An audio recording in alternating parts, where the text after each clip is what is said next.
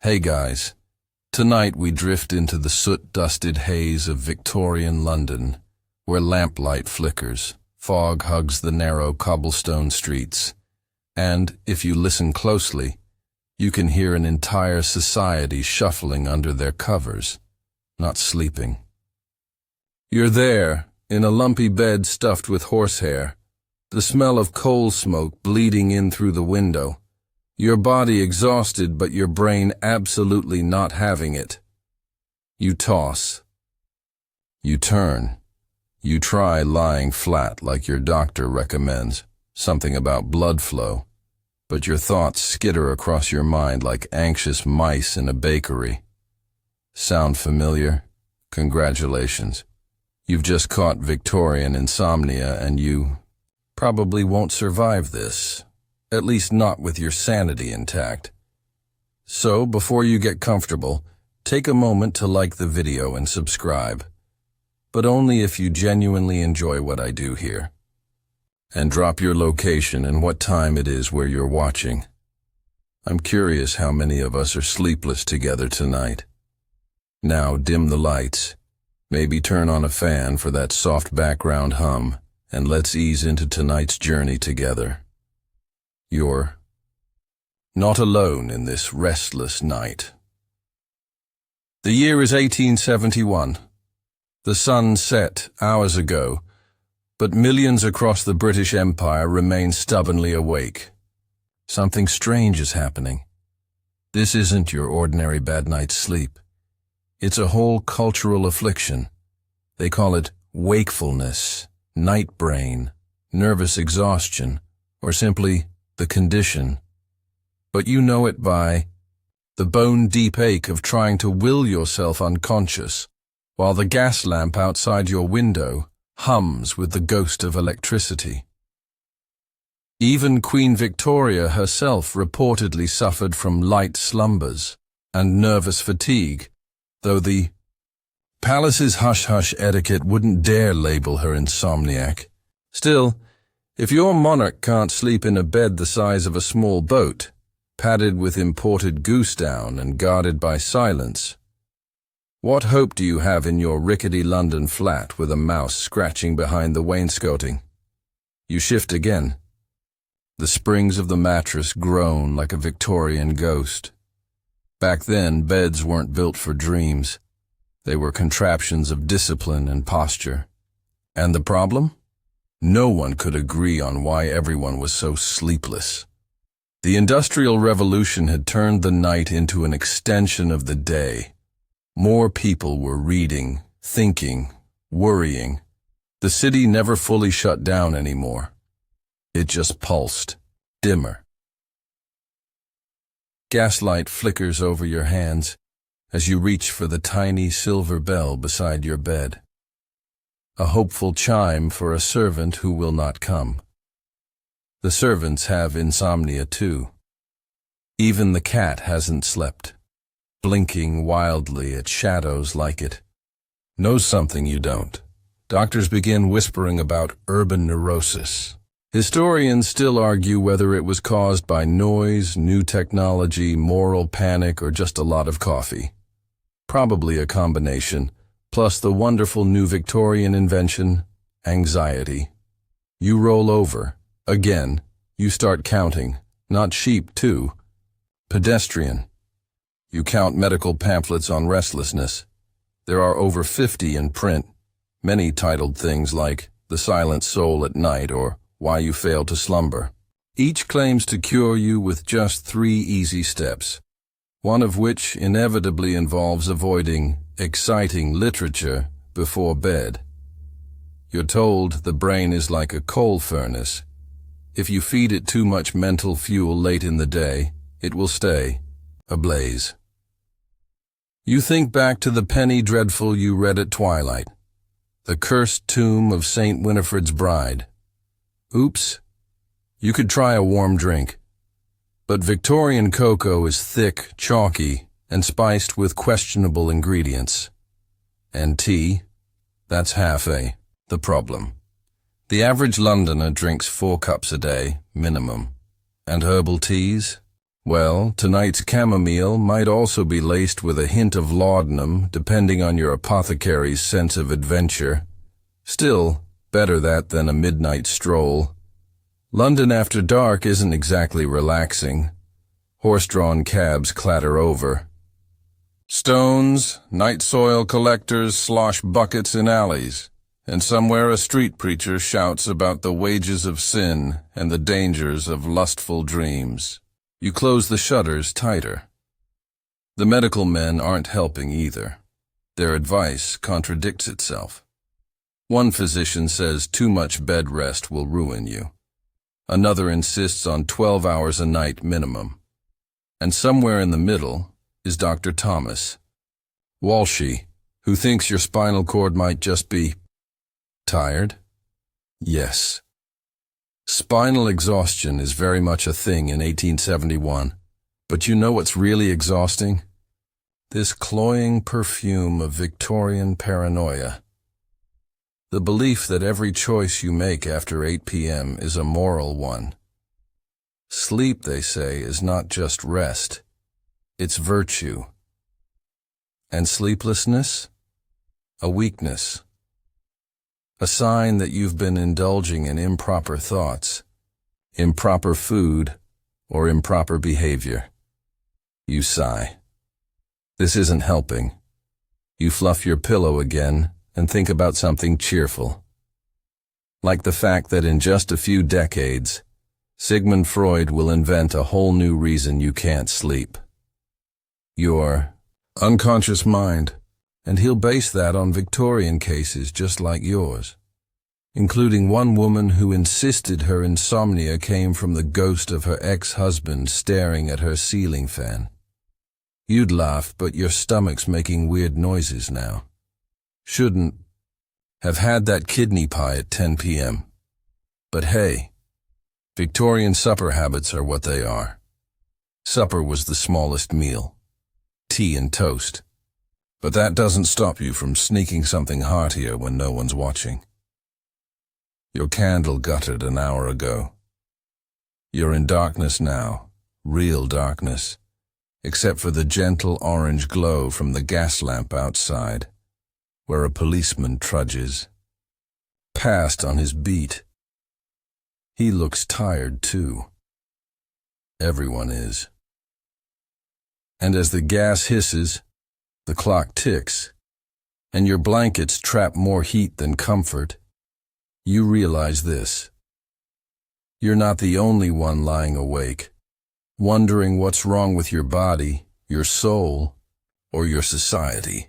Victorian England is full of people like you, tossing, turning, praying for sleep, and doing everything they can, scientific, spiritual, or just straight up silly, to find it. But don't worry. We'll meet all of them, one by one. The quacks. The believers, the desperate, the sleepy, and maybe, just maybe, you'll find your eyelids getting heavier too. You're still awake, and now the city around you is beginning to twitch with the early signs of morning. Or is it just your brain playing tricks on you again? Either way, your thoughts settle on a particular question that's been nagging you. Since your third unsuccessful attempt to count backward from 100, whose fault is all this? You're not alone in wanting answers. The Victorians, being highly committed to the blame game, launched a full societal investigation into their mass insomnia. And they came armed with pointing fingers. Do you read too much? Are you too emotional? Is your mind overstimulated by, gasp, ideas? If yes, then bad news. You are the problem. Start with the moralists. The clergymen, those ever-anxious guardians of Victorian propriety, had their theory. Insomnia was punishment. Not divine punishment. Let's not get too dramatic, but the natural consequence of straying from a godly routine. Early to bed, early to rise, they preached, makes a man healthy, wealthy, and not awake at 3 a.m., sweating through his nightshirt. You, however, stayed up late reading science fiction and possibly thinking impure thoughts about the neighbor with the fancy hat. So, no sleep for you. Historians still argue whether this religious framing of sleeplessness was a symptom of broader social anxiety or simply a way for clergy to stay relevant in an increasingly scientific world. Either way, Victorian sermons began, slipping in casual warnings like, "He who denies rest to the body denies the will of the Lord." Subtle, right? Then came the doctors. Oh boy. You thought you had it bad with modern wellness influencers? Try dealing with a 19th century physician in a waistcoat who insists that your insomnia is due to your irritated nerves, or possibly a defective liver. If you were lucky, they might only recommend leeches. If you were unlucky, they'd go digging around in your colon with a silver tube, one particular medical gem. The idea that sleeplessness was caused by an overconcentration of blood in the brain. Yes, too much blood. Up there, in your thinking parts. This led to a popular prescription. Elevate your feet, ice your head, and avoid all intellectual stimulation. Because heaven forbid your mind do anything too exciting. And speaking of excitement, guess who else got blamed? Fiction, novels, especially sensational ones. If you were reading Lady Audley's Secret or anything with a woman holding a candle, on the cover, the medical consensus was clear. You were overstimulating your imagination. Women, particularly, were deemed vulnerable. Their delicate constitutions simply couldn't handle gothic suspense at bedtime. You were to stick to Bible passages or perhaps something about ferns. Now here comes the juiciest scapegoat of all, self-pleasure. You knew we'd get there. The Victorians were absolutely obsessed with the idea that masturbation, especially in the young, was draining the body of vital fluids, weakening the nervous system and causing, yes, insomnia, along with a dozen other maladies, including blindness, spinal decay, and the inability to play piano convincingly. If you were a teenage boy caught with red cheeks and tired eyes, some overly concerned adult would likely declare you a chronic self-abuser and prescribe total bed rest, while simultaneously removing all privacy, books, door locks, and in one extreme case, even shoelaces. You laugh now, but imagine living in a world where having trouble sleeping could result in someone writing a 16-page letter to your mother about your nocturnal transgressions. That said, it wasn't all shame and scolding. Some thinkers were genuinely trying to help. A few progressive doctors believed sleeplessness had physical roots: digestion, poor ventilation, bad mattresses. Some even began suggesting that anxiety might play a role. You know, feelings. Revolutionary. Still, they usually ruined their credibility by also recommending quiet reflection while sniffing vinegar or sleeping under a copper wire grid to redirect the nervous currents. The result of all this? Total confusion. You've got the church telling you it's your soul, the doctor telling you it's your liver, the psychiatrist blaming your dreams, and your aunt insisting it's because you ate pickled eggs after dusk, and none of them agree on what to do about it. Meanwhile, society at large starts to develop a twitchy sort of insomnia culture.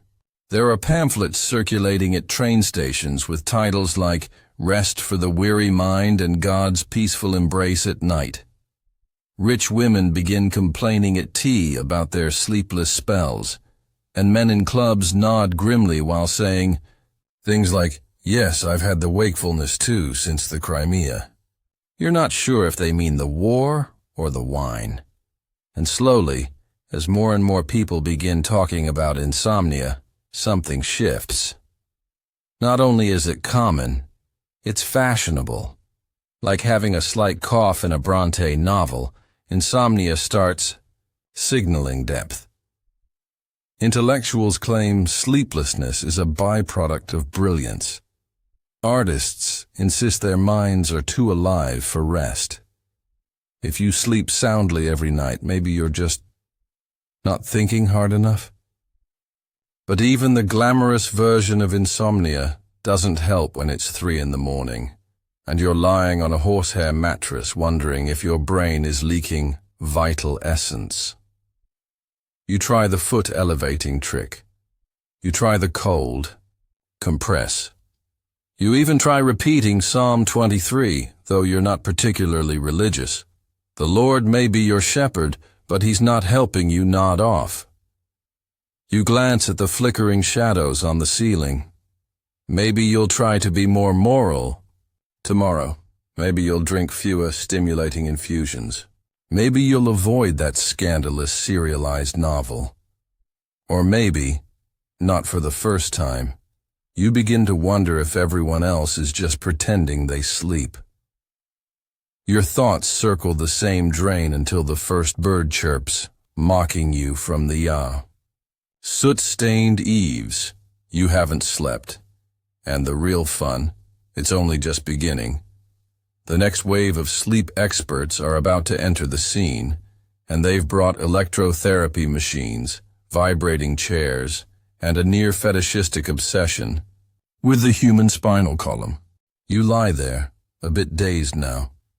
Not because you're sleepy, don't flatter yourself, but because it's finally happened. You've hit that strange plateau where your brain, having failed to shut down, starts slipping into odd loops. Was that a knock at the door? Did the wallpaper just breathe? Who even needs sleep when you've got mild hallucinations? But there's a hum coming.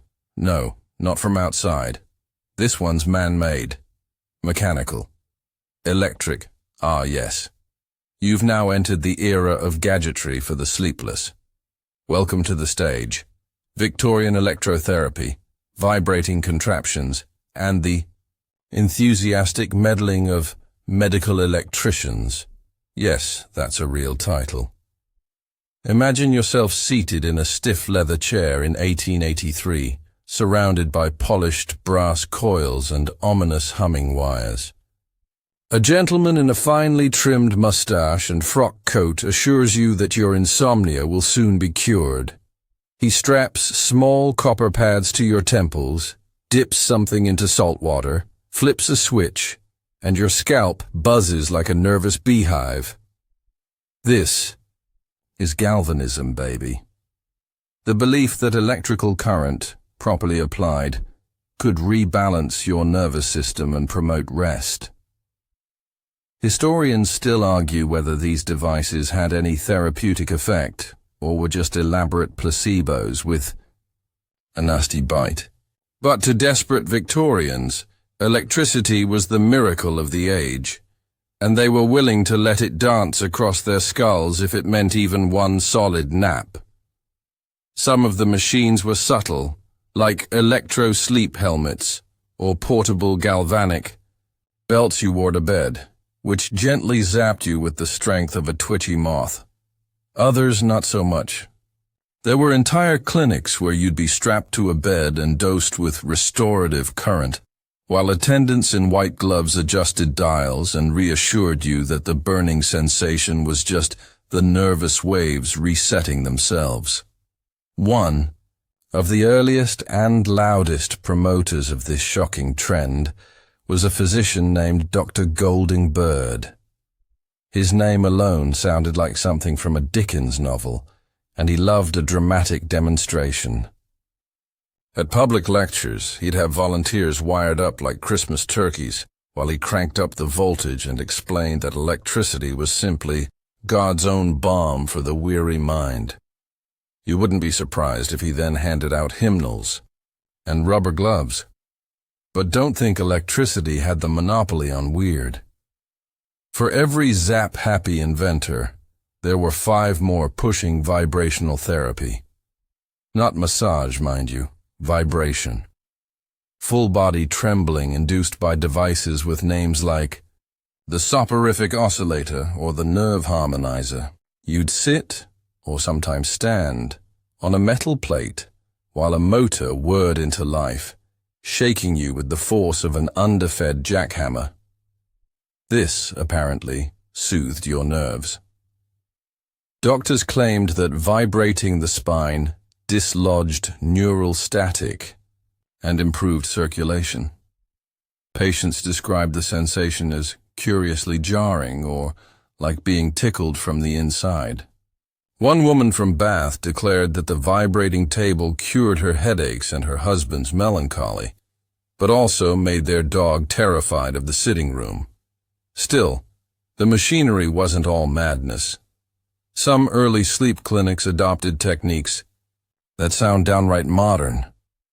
Dim lights, quiet rooms, fixed schedules. But then they'd ruin it by feeding patients nerve tonic, made of crushed oyster shells and beet extract. You win some, you lose some. Of course, not everyone could afford a bespoke electric chair. For the everyday sufferer, there were home gadgets. The sleep-inducing coil hat, a glorious tin and felt cap designed to draw off nervous heat. Or the somniostat, which looked like a pepper grinder but claimed to emit magnetic vapors. If none of that worked, you could always try the Edison sleep mask, lined with foil and optimism. Remember, this was an age that truly believed you could fix the soul by fiddling with the spine. And just like today's sleep influencers who shill blue light glasses and weighted blankets, the Victorian marketplace for nocturnal comfort was booming. Ads promised dreamless nights and clear mornings. With a simple device you could clip behind your ear or place under your pillow. Some even claim to deflect moonbeams, which, according to at least one society doctor, were known to cause fretful dreams. You smirk. At least our generation hasn't blamed the moon yet. Not lately, anyway. The science behind all this was, charitably, loose. Nerves were considered threads, literal wires, running from the brain to the body, like an antique bell-pull system. If you tugged the right one, maybe you'd shut off the overexcited bell in your head.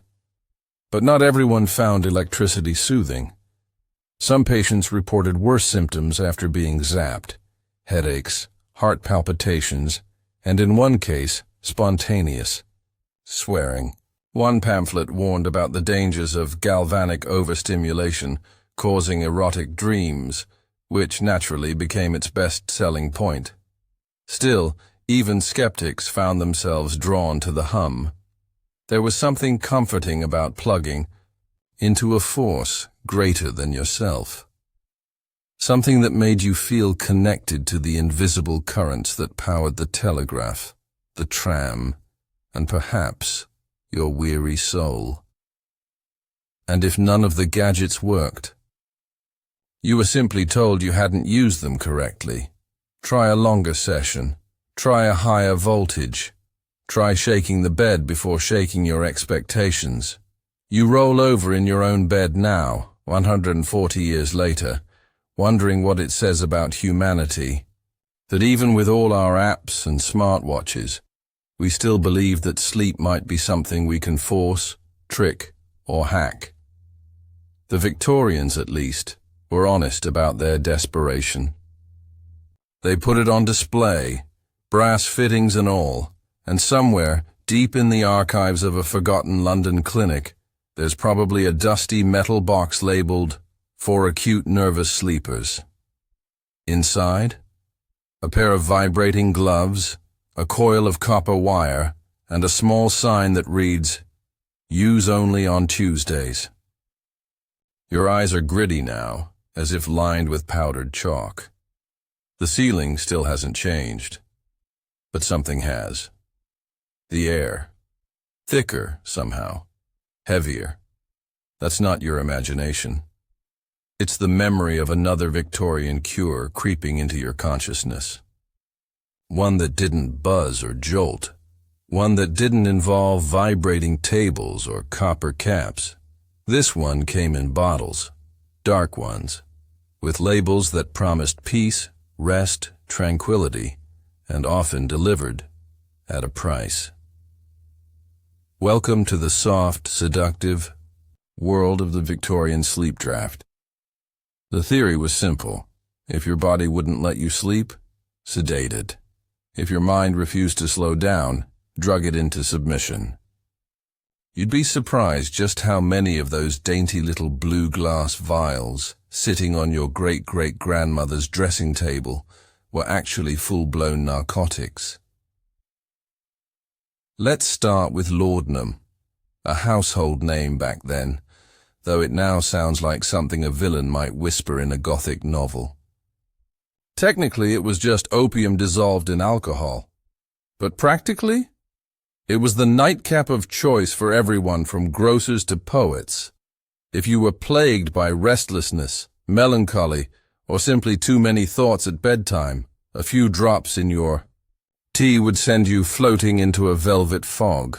Of course, a few drops often became a few tablespoons, and then, for some, a daily regimen. It wasn't long before society had a bit of a problem, though not one anyone really wanted to talk about.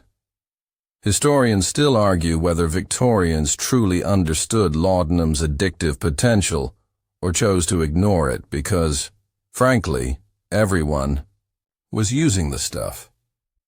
It was easier to say someone had a weak constitution than admit they were chemically dependent on their sleep syrup. You can practically hear the disclaimers at the time. It's perfectly safe. Just don't exceed more than, a small tumbler or two. But laudanum wasn't alone in the sedative cocktail cabinet. There was chloral hydrate, nicknamed knockout drops. It smelled faintly like pears, burned like gin, and sent you straight into dreamless oblivion. Doctors called it the artificial sleep. Patients called it a miracle. And critics, they called it dangerous. Chloral had a nasty habit of making your breathing slow to a crawl. Some people just didn't wake up. Still, it was prescribed with the same enthusiasm as cough syrup. And if you were lucky enough to combine chloral with laudanum, well, that's basically Victorian Ambien with a shot of tequila. Even Queen Victoria herself, reportedly, relied on herbal sedatives later in life, though she favored the gentler variety. A little valerian root here, a dash of hops there, the classy stuff. But for the common insomniac, there were shelves upon shelves of commercial solutions with names like Dr. Morpheus's Night Elixir, Sweet Repose Tincture, and Slumberine. The branding alone could put you to sleep, or at least confuse you into thinking it was medicine. Here's a fun one. Godfrey's Cordial. Marketed for infants. Yes, infants. A syrup laced with opium and sugar, meant to soothe crying babies and give exhausted mothers a break. It worked. The babies stopped crying.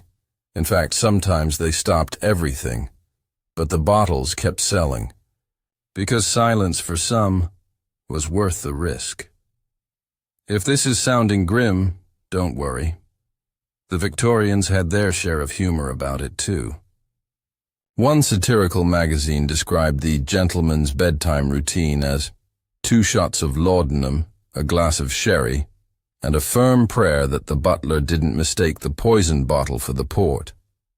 Still, not every remedy involved controlled substances. There was a huge market for so-called non-narcotic tonics, usually a mix of herbs, citrus oils, and, mysteriously, chalk. These were sold to the more cautious consumer. The labels promised natural rest, without morning sluggishness. Of course, they didn't work, but placebo is powerful, especially when sleep is your deepest craving. Then came the homeopathy boom. Sugar pills with serially diluted ingredients like passion flower essence, lavender spirits, or moon distilled. Did they help? Debatable, but at least they didn't kill you. One London apothecary claimed his all-natural remedy worked by whispering calm to the nerves and guiding the soul gently toward lethe. That's poetic code for don't expect much, but at least you'll feel elegant failing. Yet even with all these options, you still find yourself tossing, restless. Because the real torment of insomnia isn't just the lack of sleep, it's the awareness of not sleeping. Every minute stretches, every second ticks louder, and now you have a cabinet full of elixirs, but no idea which ones help and which ones hurt. So you try them, one by one. The laudanum first, just a drop, as instructed, then a few more. Maybe tonight will be different. You feel warmth, softness. But then, nothing. The next morning, you wake on the floor. No memory, no dreams.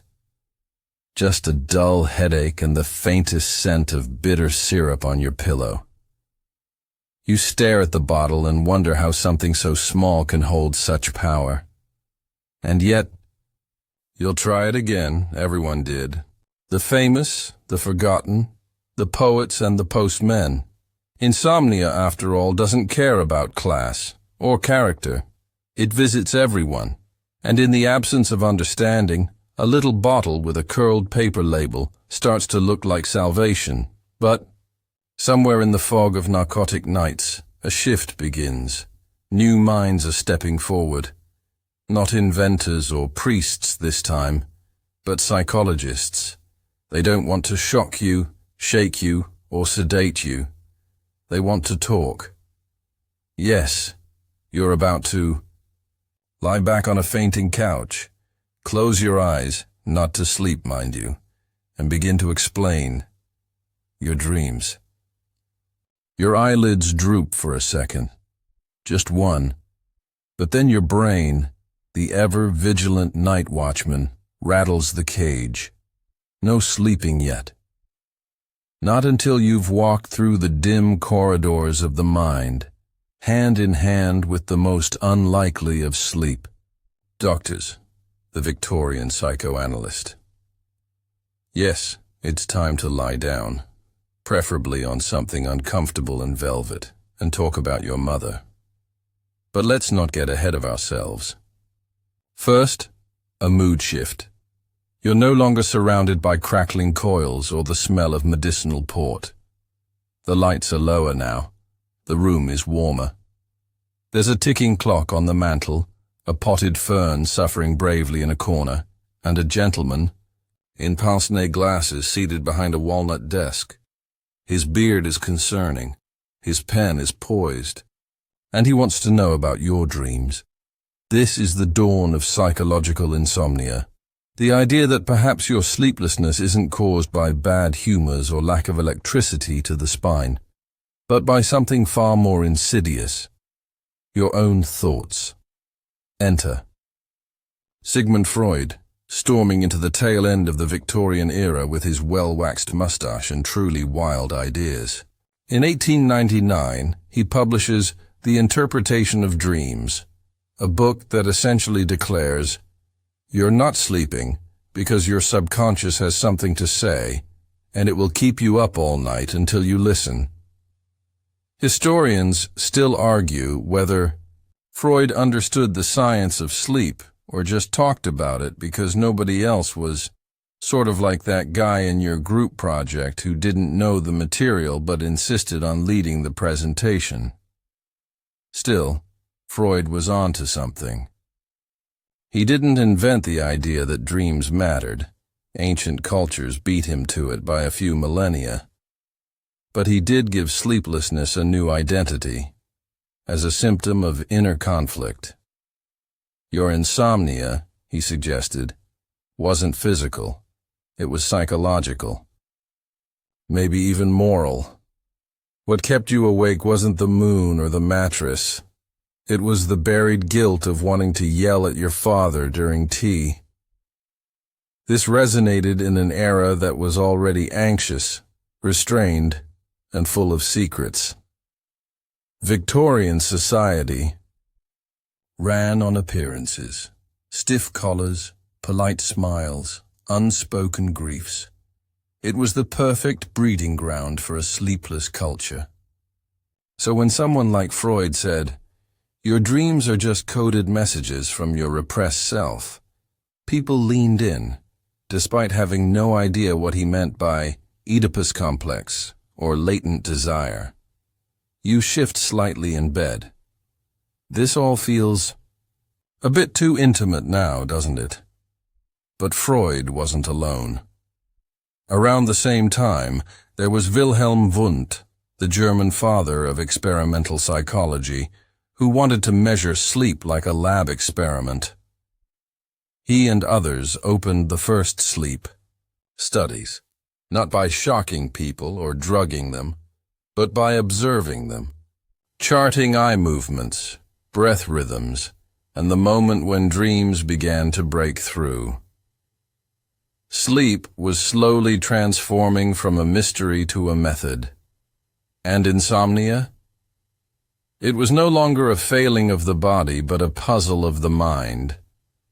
Still, therapy wasn't for everyone. In the early days, it involved long conversations that mostly went in circles. "Tell me about your dreams." "I was being chased by a goose." "Interesting. Perhaps the goose is your sister." You can imagine how that kind of insight might actually make sleep worse. Yet for some, it helped. Talking made the worries less sharp. And when someone finally said, "Your racing thoughts are normal," there was relief in knowing you weren't alone. You were just modern. Meanwhile, self-help books were flooding the market. Titles like Sleep and the Soul, The Nervous Gentleman's Guide to Slumber, and The Truly Earnest on Quieting the Unconscious for Rest were sold beside cookbooks and Bibles. You were encouraged to journal before bed, to recite calming mantras, like "I am not pursued by time," and to avoid troubling conversations after dinner. All pretty reasonable advice, except the part where you're told to avoid moral dissonance after 8 p.m. How exactly does one schedule that? And of course, there were gendered layers to it all. Insomnia was often framed differently for women, usually as a sign of hysteria or nervous disposition. That's right. If a Victorian woman couldn't sleep, the prevailing solution was to silence her, sometimes literally, with isolation, bland food, and occasional institutionalization. The cure was worse than the cause. One London physician even prescribed daily readings from the Book of Proverbs as a sleep aid. That's not medicine, that's penance. But not everyone bowed to these methods. The later 1800s saw a slow but crucial rise in female healers and mental health advocates who pushed back. They argued that women's insomnia wasn't hysteria. It was the symptom of being forced into roles, corsets, and conversations they didn't want. So while Freud was scribbling about phallic symbols and inner conflict, women like Florence Nightingale were writing calmly about sleeplessness caused by overstimulation, grief, or environmental stress. Nightingale herself, by the way, was a chronic insomniac. She wrote much of her pioneering work in the quiet hours between 2 and 5 a.m., lit only by a lantern and a sense of responsibility. You can almost picture her, pen moving furiously, while everyone else begged for rest she could never reach. The dull irony of all this? Victorians became obsessed with perfect sleep right as it became impossible to attain. Industrialization made nights louder. Artificial light stretched the day. Anxiety about progress crept into everything. And through it all, people were told, if you can't sleep, you must be doing something wrong. And doesn't that sound painfully familiar? So here you are, once again, lying down. Not to sleep, but to think about sleeping, which is exactly the wrong thing to do. You close your eyes. You count sheep. You recite the names of long-dead psychoanalysts. Nothing works. Because sleep isn't something you earn. It's something you're granted, and tonight, it's still playing hard to get. You sigh into the darkness, your breath stretching like a question mark across the room. You've tried the drafts, the machines, the midnight therapy sessions, still no sleep.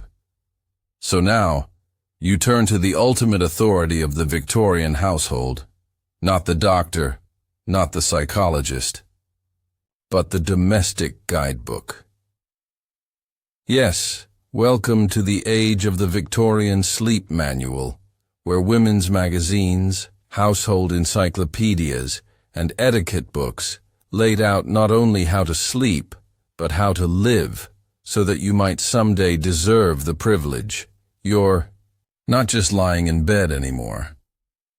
You're navigating a gauntlet of embroidered pillows, lace-trimmed logic, and deeply held beliefs about rest and righteousness. Because you see, sleep wasn't just physical, it was moral. A well-rested person was a good person. A restless one, clearly you'd failed somewhere. Take a peek at Mrs. Beeton's Book of Household Management, that hefty Victorian guide to domestic perfection. While it never dedicates a full chapter to sleep, perhaps sleep was considered too unproductive for direct address, it weaves sleep hygiene through advice on meals, lighting, chores, even the correct temperature for bath water. Every detail of the home had to be just so, not to promote relaxation exactly, but to avoid the shame of disorder. You were expected to earn your rest by maintaining relentless daytime discipline. That's right. Before sleep came linen starching, hallway dusting, and the deeply competitive arena of jam making. And if you were the lady of the house, your insomnia was likely blamed on excessive embroidery or too many novels, both thought to overstimulate the female brain. Historians still argue whether Victorians truly believed that reading Jane Eyre after supper might damage your sleep cycles, or just your character. You reach for a second pillow. Too soft. Probably the feathers are wrong. That was another tip. Never stuff your pillow with down from excitable birds. It was recommended that you use goose feathers for calm, not duck, which were nervous by nature. This was a real thing. People feared nervous birds. You can't make this up. Meanwhile, the family doctor and people's medical advisor, a charmingly bossy health guide, warned readers to avoid sleeping on their backs, as it might invite grave and idle thoughts.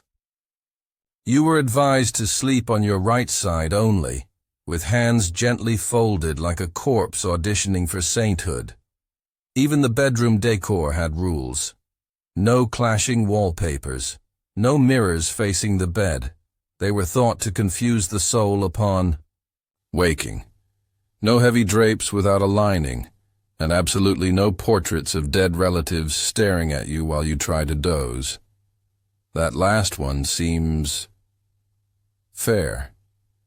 You shift under your blanket, a bit itchy now. Could be the wool.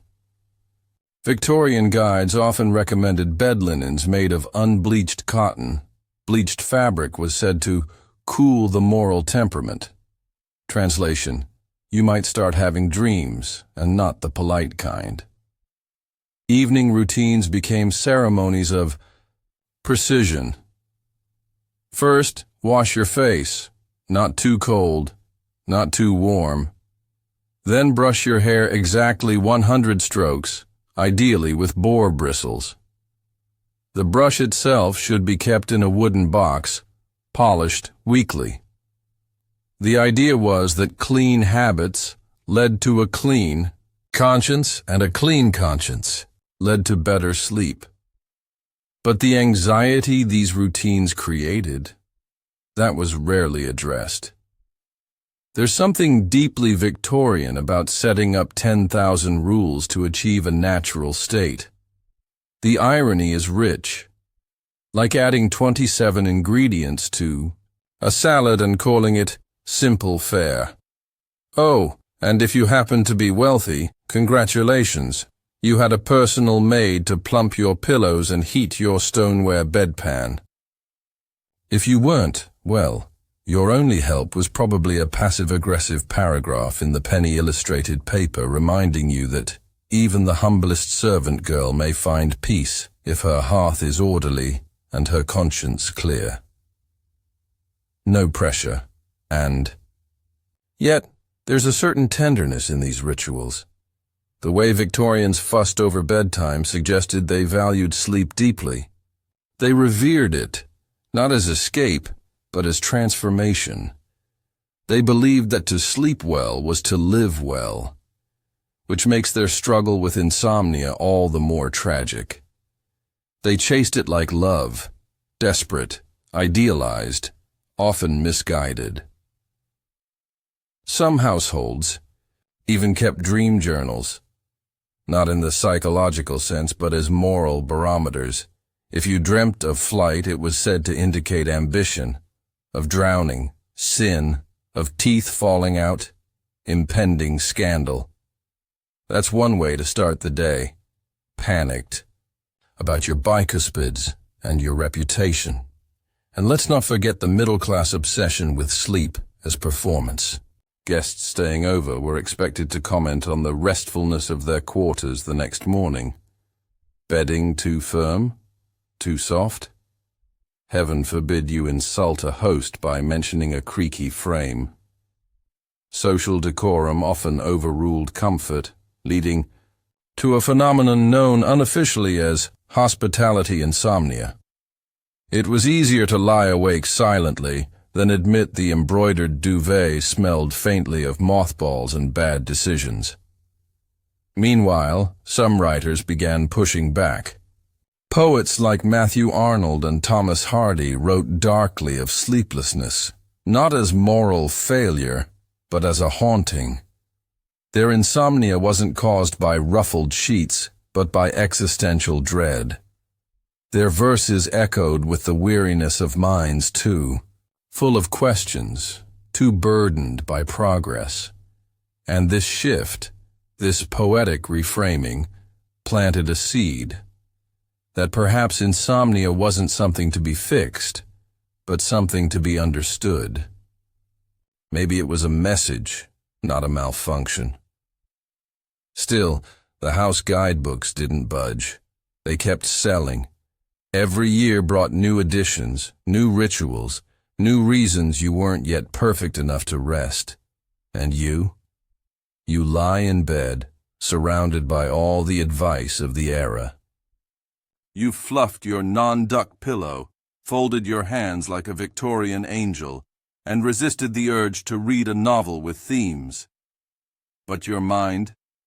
It's still running laps. So you turn to the last resort, a warm glass of milk, gently stirred with nutmeg, a soft blanket, and a prayer, not for salvation, but for 8 unbroken hours. Because if all else fails, there's always routine. You sip the milk, warm, slightly sweet, and oddly soothing. The nutmeg lingers, a sleepy little promise clinging to the roof of your mouth. For a brief second, your body flirts with drowsiness. Then your mind interrupts. What if this still doesn't work? That's when you remember the most controversial figure of all in Victorian sleep culture, the quack. Because when moral rectitude and velvet sheets fail you, what's left? Well, you head down the street to someone with a big mustache, a traveling trunk, and a suspicious tincture that claims to cure everything from night sweats to thoughts of revolution. Welcome to the world of Victorian snake oil, an entire industry built on late-night desperation and chronic fatigue. You see, the 1800s weren't just the age of etiquette. They were also the golden age of the patent medicine.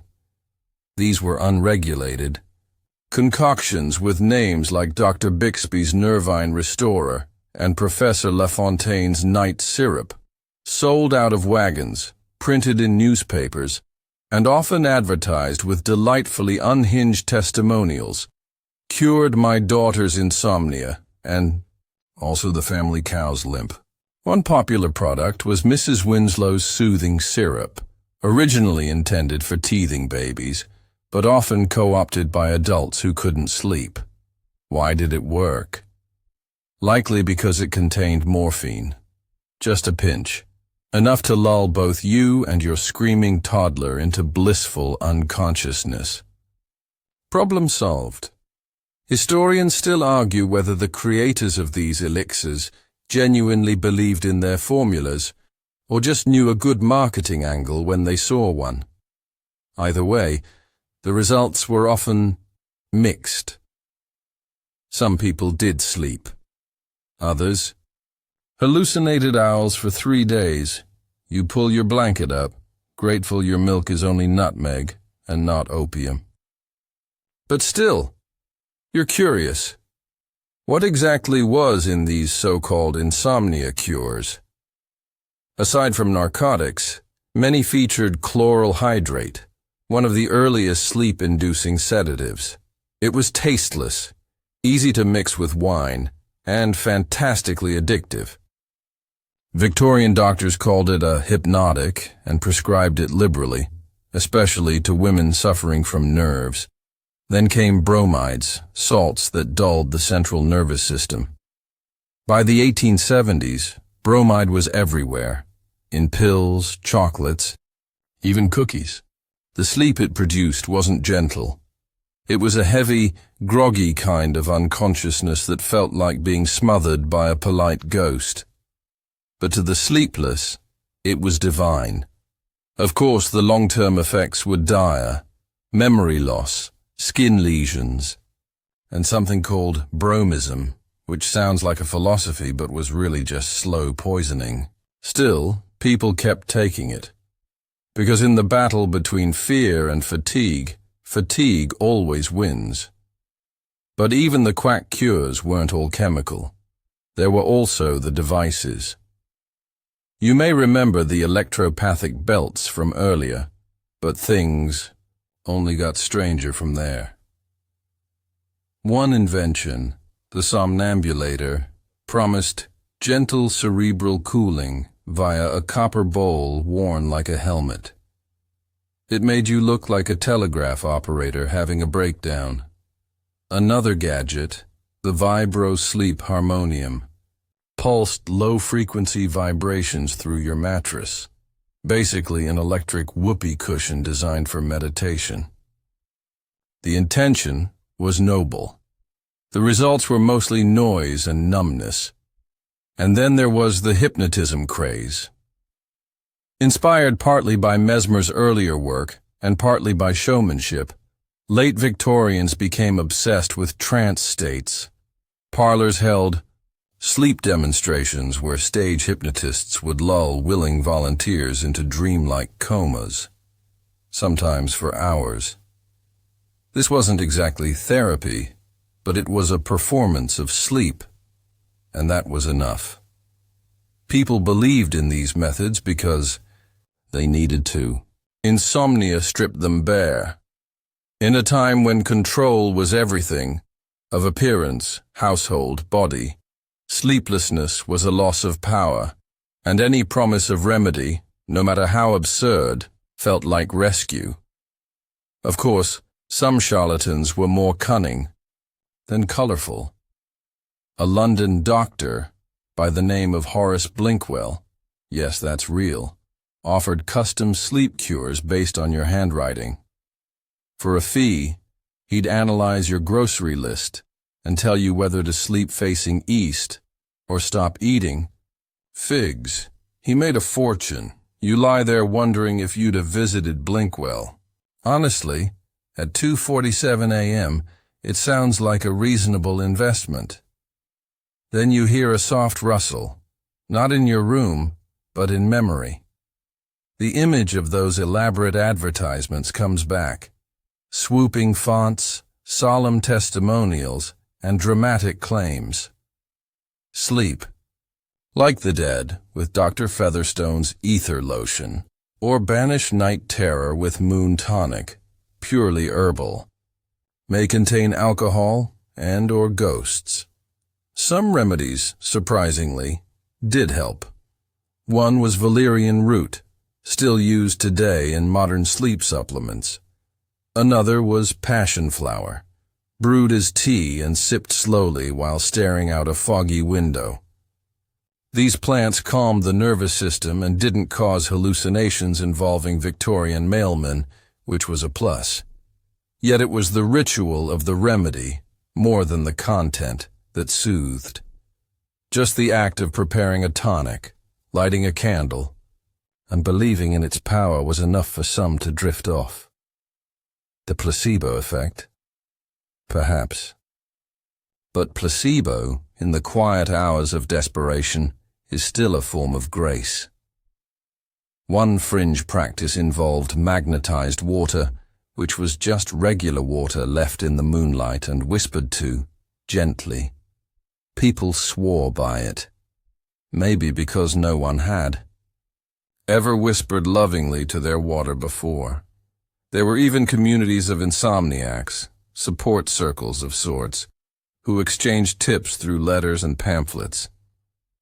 They called themselves Night Vigilants, and while it sounds like a steampunk Batman club, it was actually a group of ordinary Victorians who simply couldn't sleep and decided to make meaning from it. In these groups, sleeplessness became not just a curse, but a shared condition, a badge of late-night resilience. You shift again, the milk finally catching up to your nerves. The bed feels warmer now. The clock ticks like a lullaby. And for a moment, the absurdity of it all makes you smile. You're not alone. You're part of a long, tired lineage of people who chased sleep through shadows, swallowed questionable syrups, wore copper hats, and whispered to their tea. Sleep doesn't come easily, not in any century. But every desperate attempt, no matter how bizarre, carries a kernel of hope. And sometimes, that's enough. The milk has settled in your belly like a warm paperweight. Not quite sleep, but quieter now.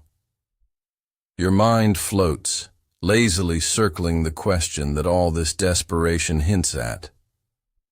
Why were the Victorians so scared of insomnia in the first place? Because, surely staying up late isn't the end of the world. You've done it before. Nursing heartbreak, finishing tax returns, rewatching bad TV. It's not ideal, but it's not catastrophic. Unless you lived in the 19th century, when sleeplessness wasn't just inconvenient, it was dangerous. Not just to your body, to your identity, to your soul. You see, the Victorians were in a delicate balance. On the one hand, they were industrial modernists, proud of trains, telegraphs, and 10-hour workdays. On the other, they were deeply spiritual, clinging to old-world beliefs about dreams, the divine, and the dark. In that tension, sleep became sacred, and insomnia? That was unnatural. To go without sleep, they believed, was to risk slipping into madness. You might not think much of that now. Insomnia as madness sounds dramatic. But back then, it wasn't just a metaphor. It was medical doctrine. Doctors warned that chronic sleeplessness could exhaust the moral nerve centers, whatever those were, and open the door to melancholy, hysteria, even full-blown psychosis. One prominent asylum, the Bethlehem Royal Hospital, yes, the infamous Bedlam, began documenting cases of insomniac degeneration. Patients who hadn't slept in weeks were catalogued with increasing dread, as if their minds were crumbling like overbaked sponge cake. Historians still argue whether the sleepless were being driven mad, or simply judged more harshly because of their sleeplessness. Either way, the fear was real. And then, of course, there were the moral panics. You couldn't just be tired, you had to explain it. A man who couldn't sleep was probably drinking too much.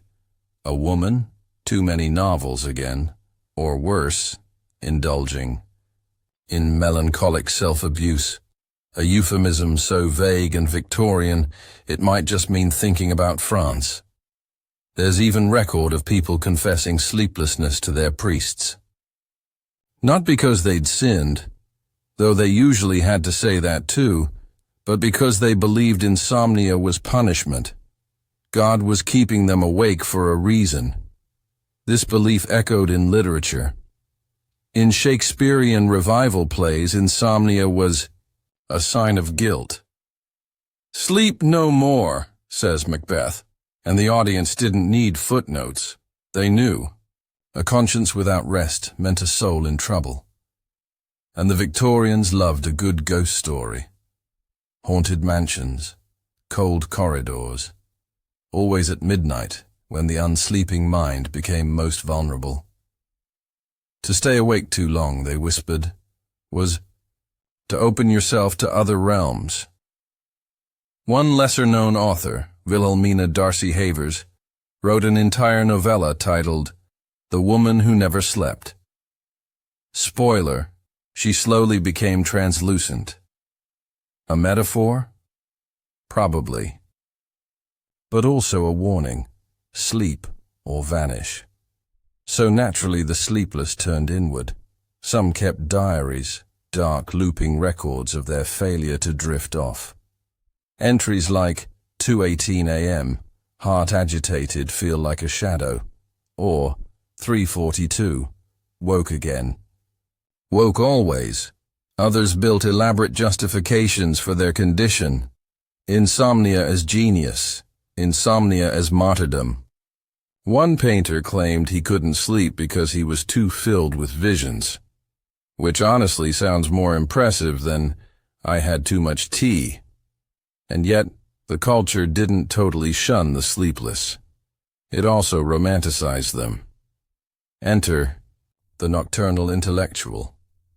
A man in a smoking jacket, always a man, pacing his library at 1 a.m., illuminated by oil lamp and existential dread. Think Charles Dickens, who often walked the London streets by moonlight to quiet his mind. Or Thomas Carlyle, who believed nighttime was the only true thinking hour. This new identity, a kind of brooding productivity, was the one safe harbor for insomniacs. If you couldn't sleep, you could at least be brilliant. It's the original hustle culture, really. Victorian grind set. You couldn't nap, but you could write 20 volumes on the fall of Rome. You might be slowly unraveling, but hey, you're famous. But this loophole only worked if you were male, white, and literary. Everyone else? Back to bromides and judgment. Women, in particular, bore the brunt of insomnia pathology. If you were a woman who couldn't sleep, you were labeled delicate, or nervous, or in the worst cases, sent to sanatoriums for rest cures, which involved, ironically, more confinement and fewer choices. One famous example, Charlotte Perkins Gilman, author of The Yellow Wallpaper, was prescribed total rest for her nervous insomnia. No writing, no reading, no creative outlets at all, just sleep. It nearly destroyed her. So insomnia wasn't just a health issue. It became a cultural fault line, one where class, gender, and belief clashed. And yet, even in the middle of all this fear and stigma, people still whispered secrets in the night, like the anonymous letters tucked into the columns of medical journals, where desperate readers confessed their fears of never sleeping again. Some were heart-wrenching. "I feel like a candle burned at both ends," wrote one. Another, "My waking thoughts are more real than my dreams." Is that wrong?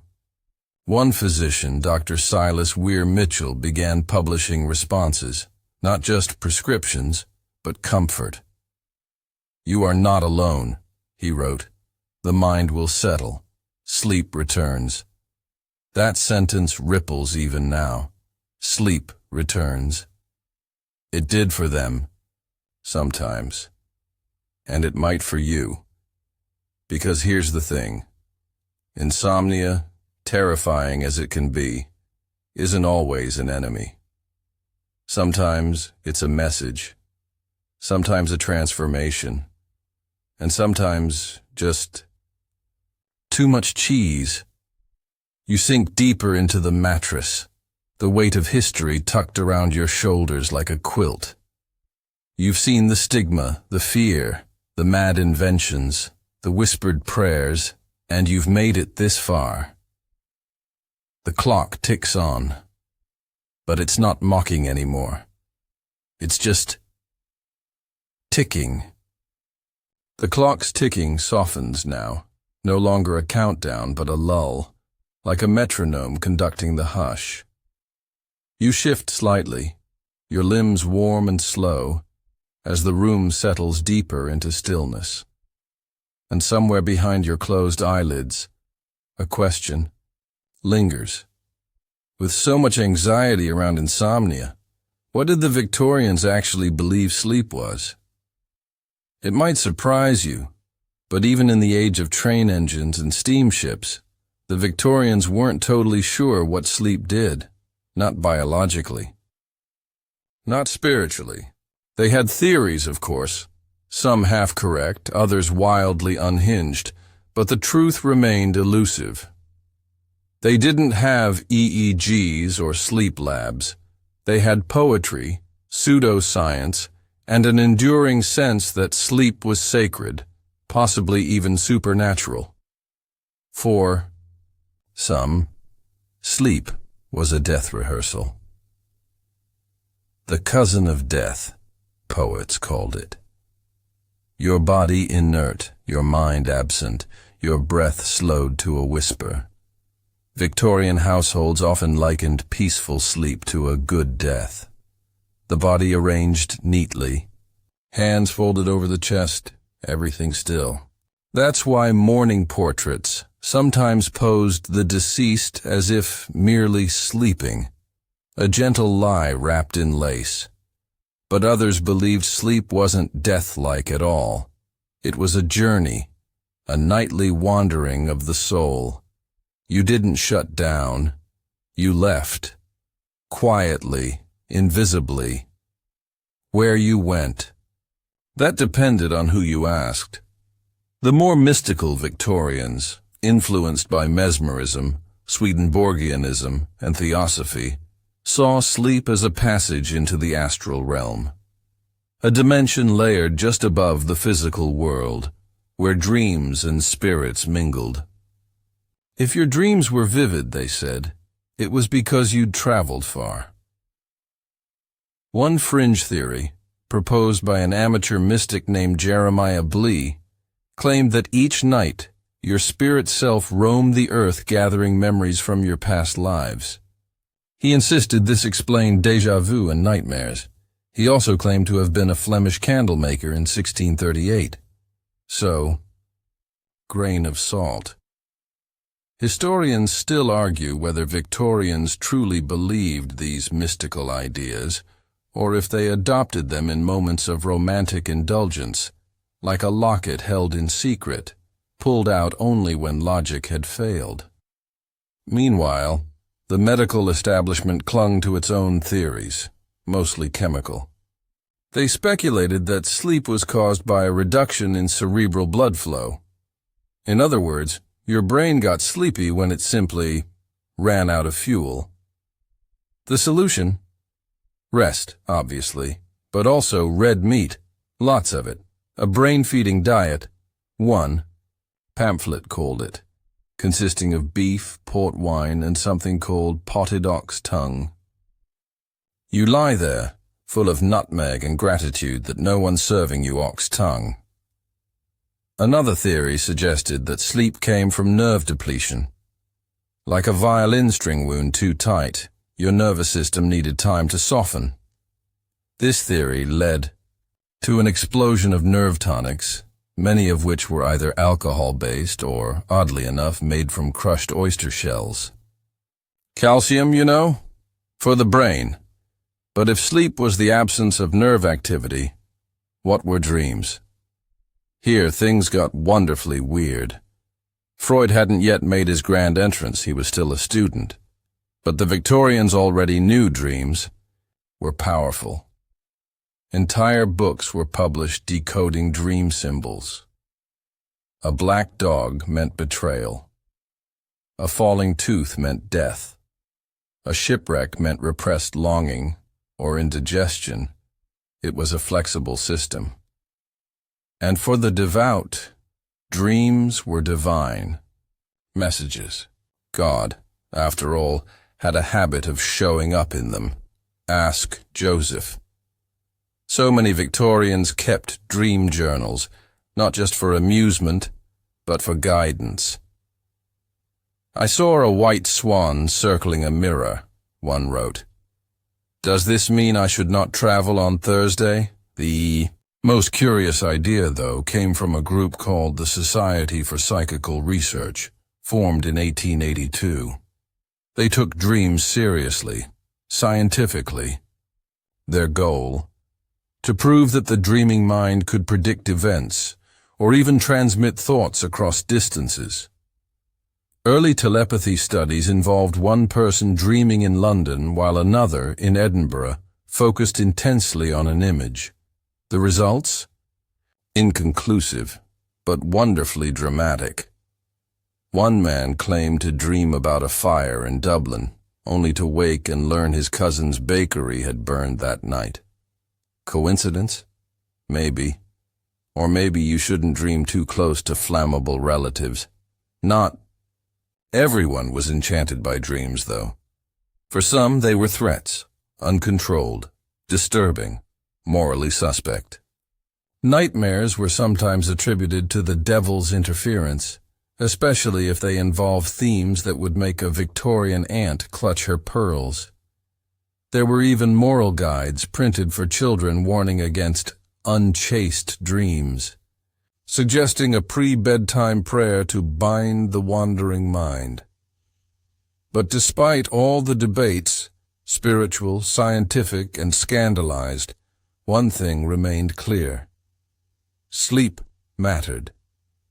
Whether it was seen as a journey, a reprieve, or a nightly dip into the subconscious soup, it was treated with deep reverence. This reverence extended to how people physically approached it. Victorian bedrooms weren't just places to crash. They were stages, curated with ritualistic precision. Heavy curtains to block moonlight, mantel clocks ticking precisely, water basins, slippers, embroidered pillows with scripture. The bed, itself, often a towering mahogany beast, draped in layers of fabric like a ceremonial altar. Before turning in, some read from the Psalms. Others wrote letters they'd never send. One popular manual suggested speaking aloud the sentence, "I give myself to peaceful rest and ask nothing more." A kind of mantra, a sleep spell. You try whispering it now just to see. And in all this, Rituals, tonics, dreams. One theme pulses beneath it: longing. A yearning not just for rest, but for surrender, to drift, to dissolve, to forget. Because in the relentless soot-smeared world of the 1800s, where factories roared, children worked, and city streets hissed with gaslight, sleep wasn't just a biological need. It was an act of rebellion, a return to softness, a secret garden hidden behind the eyelids. And if you were lucky enough to find it, really find it, you weren't just sleeping. You were free. You stretched slightly under the covers, a gentle wave rolling down your spine. Not to move, really, just to feel the outline of your own body for a moment, as if confirming, yes, I am here, and yes, I am finally beginning to let go. But back in Victorian times, letting go wasn't so easy, especially if you lived in the heart of a rapidly industrializing city. Because for all their candlelit rituals and whispers about the soul, Victorians were also grappling with something far more concrete: noise. And oh, did it get loud. London, Manchester, Birmingham. Once sleepy towns were now bustling hubs of coal, steel, and relentless motion. The rise of factories, night trains, and gaslit street traffic meant that city dwellers were, quite literally, sleeping through a storm of their own creation. You know the sound of your neighbor's dog barking at 2 a.m.? Imagine that. But it's a steam whistle. Now multiply it. Add a few horses, a distant bell tower, and the occasional child selling newspapers well past bedtime. Congratulations. You're now trying to fall asleep in 1883. Historians still argue whether this sonic overload permanently altered human sleep cycles, but diaries and letters from the era make one thing painfully clear. Urban noise was a menace. And like everything else in Victorian society, it was deeply entwined with class. If you were wealthy, you simply slept farther away from it all. Grand houses on the city's edges, double-draped windows, and servants who whispered through hallways, like Victorian ASMR. But for the working class, sleep became a battle. Workers often slept in shifts, especially those in mill towns where factories operated around the clock. 12-hour shifts weren't uncommon, and if you were a coal miner or a foundry laborer, you might be lucky to get 4 hours in a shared bed, often still warm from the last occupant. This led to what was called hot bedding, a practice where multiple people use the same mattress in rapid rotation. Romantic? Not even slightly. But practical. If the bed never cooled, at least you didn't freeze. One police report from 1892 even notes a boarding house where 6 men rotated between 2 mattresses every 4 hours. The report doesn't mention how anyone slept, just that the arrangement was punctual. But the noise and crowding didn't stop people from trying to reclaim their nights. Many urban Victorians turned to architecture for help. Enter the sleeping alcove. These were small, curtained-off nooks carved into rooms to provide privacy and muffle outside sound. Think of it as the 19th century version of a white noise machine, but made of wood paneling and thick velvet. Others invested in double glazing, yes, even back then, or experimented with the earliest form of earplugs, often made from beeswax and cotton, messy, but effective, unless your wax melted in summer heat, which it occasionally did. Still, even in the noisiest quarters, some found ways to slip into dreams. One housemaid wrote in her journal, "The traffic sang to me last night. It hissed and clattered like old lullabies." That kind of adaptability, gold. And while the city howled outside, some Victorians found peace within themselves. Meditation wasn't a household term yet, but variations existed. Silent prayer, rhythmic breathing, visualization of heaven's gates. One strange but oddly calming practice involved imagining yourself being slowly buried in feathers. Cozy, if slightly macabre. Of course, not everyone found these strategies useful. A few just gave up entirely and leaned into nocturnalism. You know that one friend who swears they're just a night owl? Victorians had them too. These were the people who lived in the in-between hours. They wrote letters at 2 a.m., took long walks under gaslight, or, if they were wealthy enough, hosted midnight salons, complete with poetry readings and chocolate. There's record of one eccentric baron who invited guests for tea at 11:45 p.m. Sharp. They'd drink, debate astronomy, and stroll the gardens wrapped in wool shawls. He claimed it was the only time he could hear the stars breathe. He also once tried to marry a telescope, but hey, at least he was getting fresh air. On the fringe of society were also those who thrived on the lack of sleep. Gamblers, artists, grifters, night was their domain. And while the rest of society fretted about lost hours and moral decay, these folks sipped absinthe and wrote poetry about the moon. One opium den owner in Limehouse supposedly offered dream enhancement sessions, where customers would lie on pillows, half-drugged, while a woman read Paradise Lost in a whisper. An early precursor to sleep podcasts, maybe, with worse side effects. Still, most people weren't seeking midnight enlightenment or opium-laced Milton. They just wanted to sleep, and to wake up without a headache and a guilty conscience. But even for the average urbanite, there were gentle victories. Letters survived from lamplighters who described watching people fall asleep behind lace-curtained windows as they made their nightly rounds. "The house darkens like a blink," one wrote, "and I know their dreams have begun." Even in chaos, sleep found a way, because no matter the clatter, the crowded beds, the late-night philosophers or desperate snorers, people still craved sleep. They chased it, guarded it, built their lives around the hope of a quiet hour. And you're doing the same thing now, in your own way. No gaslight, no ticking mantelpiece, just you and the hush, and this slow unraveling of time. You're floating now, not quite asleep, not quite awake, just resting in that syrupy space in between, where the air feels heavier, your limbs warmer, and thoughts start to curl like wisps of smoke. This is where the Victorians believed sleep's true power emerged.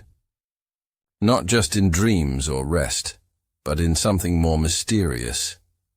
Healing. To a society obsessed with purity, disease, and self-control, sleep was both a cure and a curse. It could restore the body, or betray it. And no topic illustrated that duality more vividly than one of the era's strangest fascinations: sleepwalking. Sleepwalking, called noctambulism by those who needed everything to sound like a Latin exam, was a hot topic. People weren't just intrigued, they were terrified and enchanted in equal measure. Why? Because sleepwalkers shattered every Victorian belief about willpower, control, and moral behavior. They moved without knowing, spoke without memory. Some even committed crimes while in this half-lit trance. It was deeply unsettling. One 1887 newspaper reports a young woman in Bath who climbed onto her roof in a nightgown and began reciting Shakespeare to the moon. Another tells of a banker who woke in Hyde Park barefoot, still clutching a ledger and muttering about overdue balances. He had no memory of how he got there, or why he was so upset about a fictional account named Mrs. Featherston. Doctors, naturally, had theories. Most agreed that sleepwalking was due to nervous exhaustion, a favorite Victorian catch-all. But others argued it was a manifestation of repressed guilt or unexpressed desires. How very Freud before Freud of them. And here's the kicker. Historians still argue whether Victorians viewed sleepwalkers as victims or cautionary tales. Some believed they needed protection, others saw them as moral warnings. Like, if you don't sort out your emotions, you too might wake up in your neighbor's koi pond. To prevent nighttime escapades, families devised elaborate safeguards. Beds were surrounded with bells that rang if the sleeper moved too far. Some people tied one hand to the bedpost with a soft ribbon. And in one frankly terrifying trend, sleeping, corsets were sold, designed to restrict movement and preserve modesty and stillness. Yes, because clearly what your 2 a.m. brain needs is a steel-boned cage.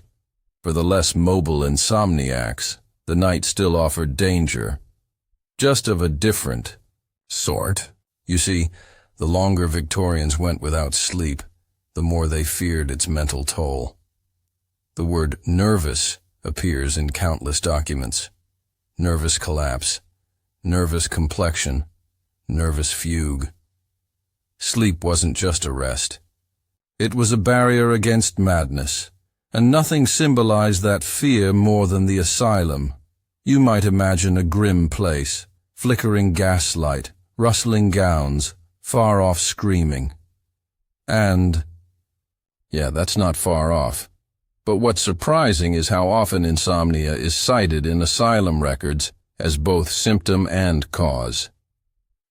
One 1870 physician wrote that a patient had lost all semblance of mental rest after 5 days' continual wakefulness. Another woman was admitted after insisting for 3 nights that spiders were climbing from her wardrobe into her ears. Of course, many of these cases were more complicated than just lost sleep. Trauma, poverty, postpartum depression, things the Victorians didn't have language for yet, but to them, chronic insomnia wasn't a disorder, it was a warning. A sign that the mind was unraveling.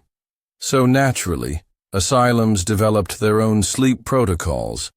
Patients were often put on strict regimens, warm baths at twilight, herbal teas, usually laced with something stronger, and long periods of silence. No reading before bed, no visitors after sundown.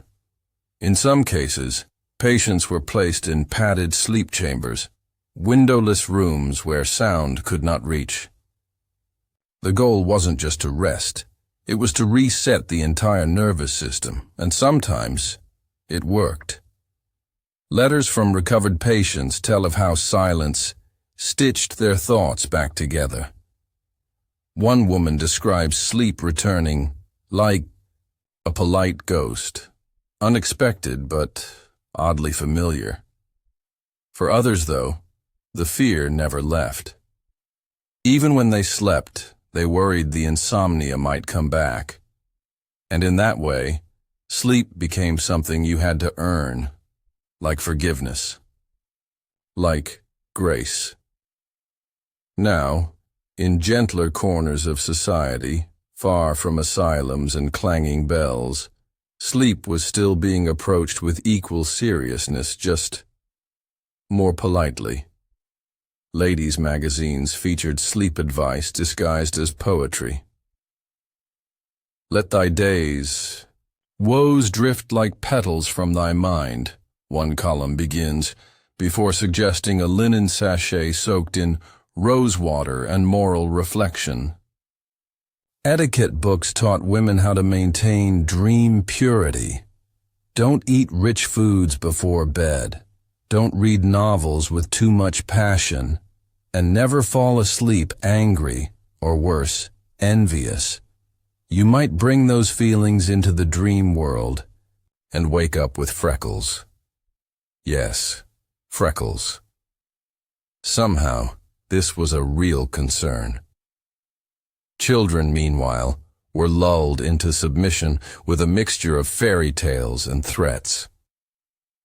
"If you don't sleep," one nursemaid told her young charge, "the Sandman will forget you and your eyes will never close again." That's not comforting. That's a Tim Burton plotline. But beneath all the rules and rituals, you can sense something softer, something profoundly human. The Victorians, for all their corsets and quackery, understood what sleep meant. It wasn't just a medical necessity or a spiritual mystery. It was an emotional anchor. A reminder that even in the harshest world, your body could return to something gentle, something like this moment now, where your breath slows and your thoughts fade and even your worries seem to be tucking themselves in.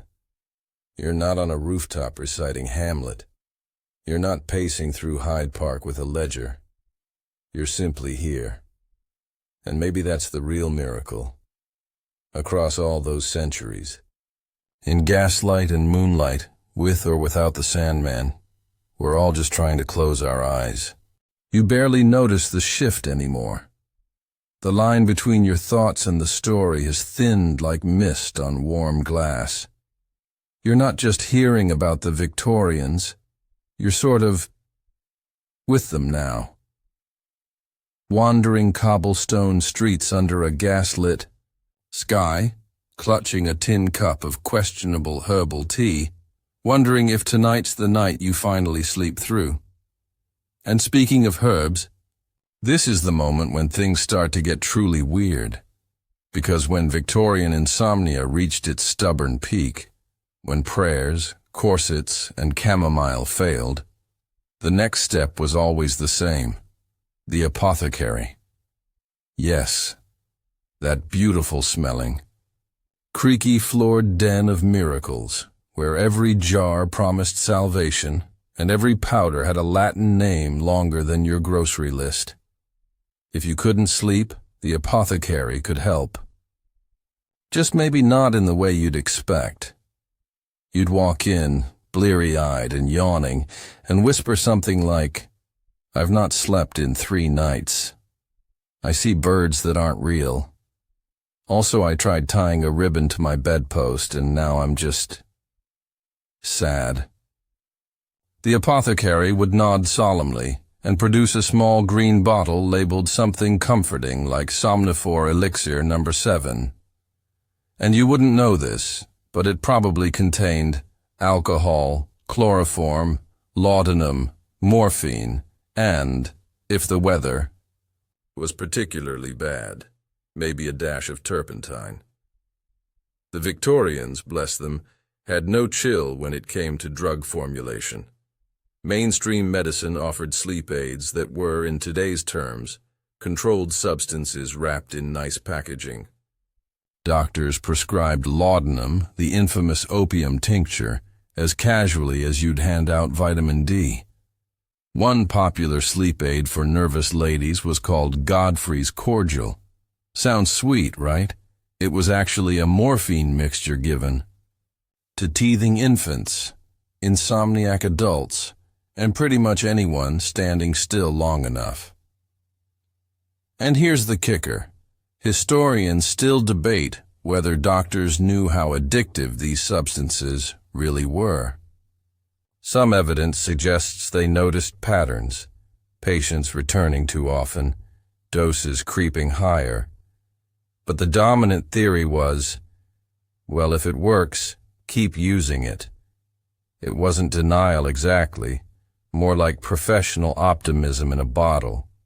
One particularly haunting concoction was chlorodyne, advertised for everything from colds to cramps to that nagging inability to sleep after your neighbor's horse exploded. Its secret ingredients included morphine, cannabis, chloroform, and a dash of treacle. The effects? Sleepy, yes, but also possibly dead if you weren't careful. Despite the risks, these treatments were incredibly popular. They were cheap, available, without a prescription, and wrapped in moral respectability. You weren't drugged, you were medicated. You weren't addicted, you were seeking tranquility. And in many homes, this search for rest took on an almost ritualistic flair. You'd light the oil lamp, measure your draft, sit quietly until your limbs felt fuzzy, then climb into bed and pray the dreams came quickly and stayed kind. But not everyone leaned into the chemical route. Some went full fringe, embracing the weird world of sleep contraptions. Enter the Insomnia graph. This was a short-lived invention, part wearable, part psychological experiment. Designed in the 1880s by a very intense gentleman named Archibald Nethersole, yes, really, it involved wearing a helmet-like device that played low-frequency vibrations into your skull while you tried to fall asleep. Supposedly, it hushed the brain into compliant rhythms. Historians can't decide whether this was quackery or an early version of binaural beats. All we know is that Archibald swore it cured his night terrors and once used it during a dinner party nap. Another curious invention, the weighted bedclothes system. Not unlike today's weighted blankets, this involved sewing iron weights into the edges of your covers to simulate the comforting pressure of a parent's hand. Problem was, Victorian materials weren't exactly breathable, so you might fall asleep deeply and wake up slightly boiled. Still, people experimented. They tried hypnotism, often advertised in small circulars as gentle mind resculpting. If you had 5 shillings and a willingness to be stared at for a very long time, a practitioner would wave a watch at you and whisper things like, "You are a clean stream, you are flowing, you are not thinking about your unpaid taxes," and, weirdest of all, sleep gardens. This was a niche movement among the upper class, people who believed the path to true rest lay not in medicine, but botanical geometry. Certain flower arrangements, lavender, foxglove, clover, moonwort, were said to align the breath with lunar breathings. Wealthy families built circular gardens, positioned their beds by open windows, and tracked the bloom cycles for optimal sleep alignment. There is zero scientific proof that any of it worked. But you have to admire the commitment. Still, no matter how strange the strategy, every sleepless soul shared one thing: hope. The hope that tonight, maybe, they wouldn't have to chase sleep. That it would come to them gently, like fog slipping into a field. There's a note from a woman named Agnes, dated 1899, scribbled in the margin of her recipe book. It simply reads, "New elixir, slightly less terrifying. We'll try again after Vespers. Pray it works." That's the kind of determination that deserves a medal, or at least a soft pillow. And you're trying in your own way too. No chlorodyne, no insomnia graph. Just this voice, this rhythm, this story that keeps winding slowly downward. Because like the Victorians, you're not just seeking sleep, you're seeking safety inside sleep. Not just unconsciousness, but a sense that you're okay, body, brain, heart. That even if today was messy or strange or loud, the night can still be soft, so go ahead. Sink a little deeper. The apothecary's closed. The gardens are quiet. and nothing's chasing you anymore. By now, you're fully in it. Deep in the woolen folds of the Victorian night, where everything creaks a little, where shadows seem curious but not unkind, and drifting along beside you, carrying their sleepy elixirs, their ribbon-tied wrists, their botanical charts, are hundreds of people who, just like you, are trying to outwit the ancient riddle of rest. But there was one group in particular who took this obsession with sleep to the highest and sometimes most peculiar levels. The Victorians who believed sleep was a gateway to the divine. Yes, some saw sleep not just as healing or mysterious or medically necessary, but as a kind of holy channel, a liminal space between this world and the next. And this belief wasn't limited to mystics in velvet robes with too many cats. It included intellectuals, artists, and some surprisingly mainstream religious thinkers. Among the most famous was Emanuel Swedenborg, a Swedish scientist and theologian whose writings were all the rage among Victorian spiritual circles. Swedenborg claimed that sleep allowed the soul to rise and commune with angels. He believed dreams were messages, not vague metaphors, but literal dispatches from higher realms, just poorly remembered. Now, Swedenborg himself lived in the 18th century, but his ideas got a real second wind in Victorian parlours. Many middle-class families owned dream journals and night thought logs, hoping to divine patterns from the night's wandering mind. You'd wake, scribble down a few fragmented lines, tea kettle, grandfather, flying horse, guilt, and then spend breakfast interpreting the cosmic significance of that steamy horse-grandpa combo. Historians still argue whether this was spiritual curiosity or proto-psychotherapy. Either way, it was wildly popular. Dream books were bestsellers. One 1875 guide promised to help you unravel the tapestry of night visions for only 12 pence, which honestly feels like a bargain even today. Some sleep seekers took it even further, attempting to use dreams as intentional communication channels. You'd think of a person before sleep, whisper their name, and hold their image in the third eye. If they did the same, supposedly, your minds could meet in the dream plane. Long-distance relationships got very weird in 1882. Of course, for every amateur mystic scribbling down dream codes, there were skeptics rolling their eyes and reaching for the morphine bottle. But even those who didn't dabble in divine dreams still viewed sleep as a profoundly moral and philosophical space. Take the Victorian poets, for instance.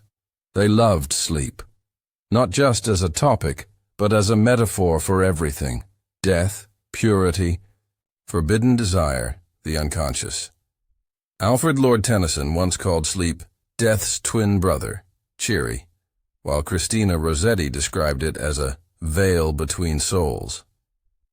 They weren't just waxing poetic, they were expressing a deep cultural truth. Victorians didn't fall asleep. They descended into it. There was a whole etiquette to how one should speak of sleep. Crude jokes about snoring were frowned upon. Bedchambers were private sanctuaries, not just for the body, but for the soul.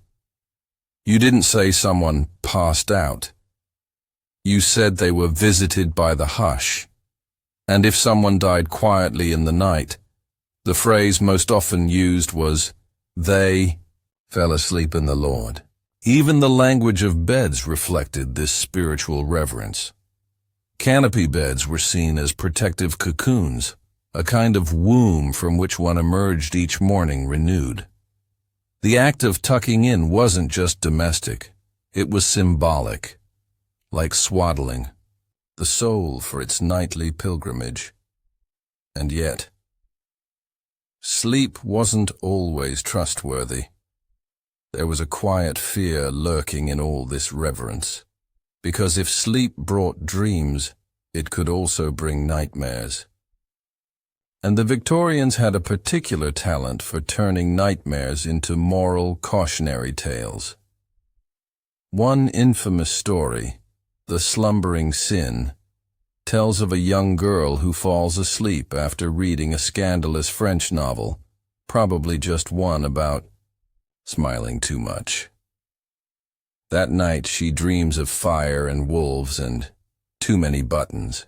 She wakes shrieking and never recovers. The message? Read Dickens, not Dumas. But nightmares weren't always punishment. Sometimes they were prophetic. In 1889, a woman named Martha Langley reportedly dreamed of her husband's ship sinking in a storm. She described the dream in vivid detail, down to the last plank. 3 days later, the ship went missing. The newspapers had a field day. Spiritualists claimed it as proof of nocturnal foresight. Skeptics muttered about coincidences and a touch of hysteria. The rest of society? They slept a little less easily that week. Even Queen Victoria herself kept dream diaries. And while they weren't exactly filled with dire prophecies, they did include concerns about national stability, household mischief, and one recurring vision involving Prince Albert wearing a crown made of fruit. So yes, the Victorians saw sleep as serious business, a practice, a virtue, a battlefield. A window to God, or madness, or both. And still, every night, they got into their lumpy beds, lit their last candle, took their draught, whispered a prayer, or recited a poem, or stared at the ceiling hoping the angels, or at least a breeze, would show up soon, just like you do, because it doesn't matter how much science we throw at it. Sleep will always be part science, part superstition, part surrender. That moment when you stop trying to make sense of things and just let go. So let go a little more now. Let your thoughts stretch out like arms underwater. Let the air around. You soften into quiet velvet. The angels aren't far. The dreams are rustling nearby, just waiting for you to slip beneath their wing. You're so far from the beginning now, it's hard to remember where you started. Somewhere near a flickering gas lamp, wasn't it? A restless room, a too-tight corset, someone muttering about radium pills and oat straw tea. But now the world is hushed, its edges blurred, and even your thoughts are starting to speak in Victorian accents. You might dream in lace tonight. Don't say I didn't warn you. This chapter of our sleepy stroll takes us somewhere even quieter than bedrooms and garden beds, into the still world of institutions. Because when all else failed, herbs, hypnosis, prayer, poetry, and gentle mind resculpting, there was one last resort for the chronically sleepless, the asylum. It sounds dramatic, but for many in the late 1800s, severe insomnia wasn't seen as a quirky inconvenience. It was classed as a symptom of moral or mental decay. Not sleeping for a few nights might earn you sympathy. Not sleeping for months? That could get you committed. One 1894 medical textbook describes insomnia as the very portal through which madness may creep. That's quite a phrase, isn't it? Almost sounds poetic, right up until the straitjacket appears. And don't imagine these were just dim, crumbling dungeons of despair. Some asylums were impressively optimistic, clean, organized, even pastoral. Take the York Retreat in England, founded earlier in the century, but still influential in the Victorian period. It operated on a moral treatment model, where Patients were encouraged to live peacefully among gardens, fresh air, and regular meals. Sleep, they believed, could be restored through order, routine, and good company. Imagine that. A healing sleep found not in a vial, but in a consistent breakfast. Schedule. Revolutionary, but other institutions were less gentle, particularly the underfunded urban asylums, where overworked staff saw insomnia as a disciplinary issue. Patients who wouldn't or couldn't sleep were often restrained, sedated, or subjected to night isolation. That meant being locked alone in a dark, silent room for hours, sometimes days, until sleep returned. Historians still argue whether this approach was punishment or misplaced compassion. One school of thought suggests doctors genuinely believed sensory deprivation could reset the nervous system. Another insists it was about control, sleep as compliance. Either way, it's not quite the cozy bedtime story we're aiming for.